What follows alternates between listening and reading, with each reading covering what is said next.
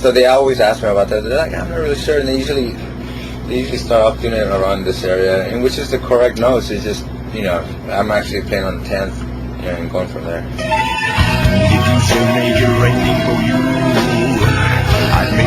Basically, what I do is not even play the guitar, which that's not good advice. But I mean, it's actually this is my baby. It's actually a hand grip thing. And I just fucking I'll be drinking a beer, talking to people, and I'm like this, for hours. And actually, just I do both arms, and all it does is warm up my just forearms and hands and all. Once in a while, I would probably play the guitar, but it usually all I do is play the local riff, which is our song from the first record, which is because that song always cramps me up because you gotta take in consideration the string gauge. So if it was like a normal string, that'd be easy to play, but it's just such a bitch to play actually.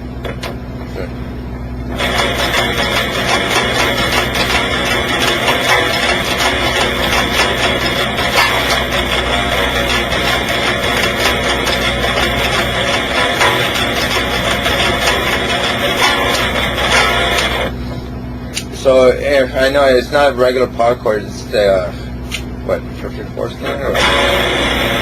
So I'm meeting, like, instead of going, I'm going, it gives it more of a kind of darker, kind of more dissonant sound. So I'm meeting for.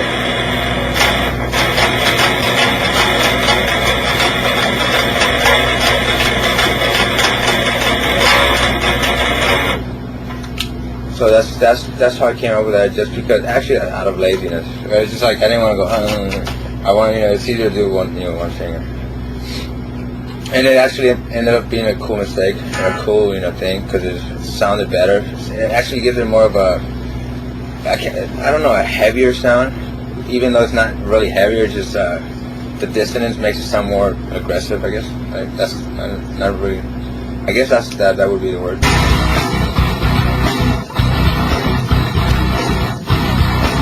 Well, I learned the, almighty power chord, and from that was it. Basically, I just you just come up with songs with power chords all day long, and then I learned, okay, there's power chords, right? And then there's this one, the one,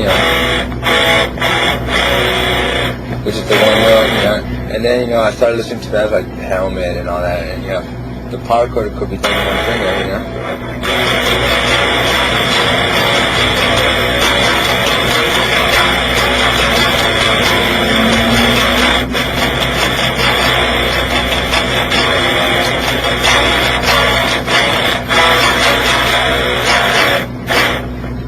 So makes it easy. Actually, which is good because you don't have to be.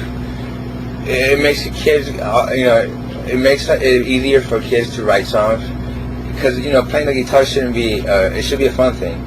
It shouldn't be something difficult to to try to learn. It should be as easy as possible. And believe me, I'll take every shortcut in the world just to make myself play. Certain things and. I don't believe in regimented, like just this is how it goes. Believe me, if you want to play like this, and that's how you're comfortable, and do it, there's no, right or wrong. And even though this, like my tuning, that where I tune the string, this one should be F sharp. To play like in B, just a regular chord. But look, I'm trying it sounds different. This one's fucking rough. And I didn't know this. I go, it makes sense to me. It's like a 7th string, just take out the high E.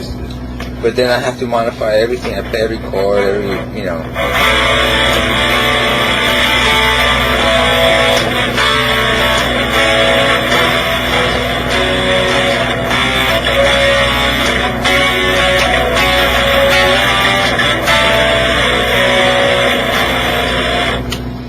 So actually, you gotta just rethink. I mean, I had to rethink. I go to the regular guitars and I'm like, oh God, I can't play this damn thing.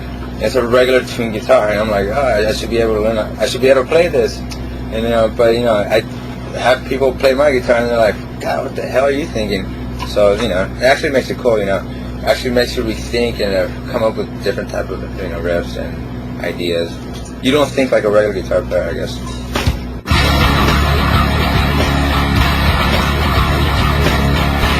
I use Heath and Kenner heads, and lately I've been using Rivera cabinets, and I use some Marshall cabinets, and I have this new subwoofer that Rivera makes.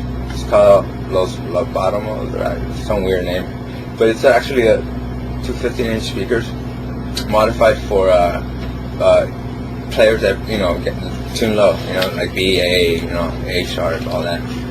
So, because you think about it, cabinets are meant to only push so much air, and that's like normal tuning, drop D, and once you go to B and A, that's just like ridiculous. So they actually made a cabinet that will push that actual frequency, correctly. And what about effects? Oh man, let's go. On the record, I used a lot of different things. I used everything from modern racks to vintage, old, like Jesus, used to play, type of that old, and everything in between. But live, I actually simplified it with Boss pedals, and I use also, I think, DOD pedal in there, top box, chorus, delay, phaser, flanger, Boston, the bass synthesizer, envelope filter, tremolo. I know there's probably a couple more in there. Oh, EQ pedal for the AM sound, for little guitar parts where it's like sounds like a, coming out through this or something. All pedals, no rack mounts. It's all pedals, but Dave Friedman from Rack Systems, I guess the competitor Rascon or something, built me a MIDI control thing where it's a foot switch where it controls, one switch controls, up to, I think, 8 pedals. So I could have just different combinations, just like, everything. I could have every pedal on and just turn it on, The only thing I do in between songs, like when one song to the other, I have my tech do the settings between songs, So I don't have to go out there, and do it myself. It's like smooth, leading into the next song.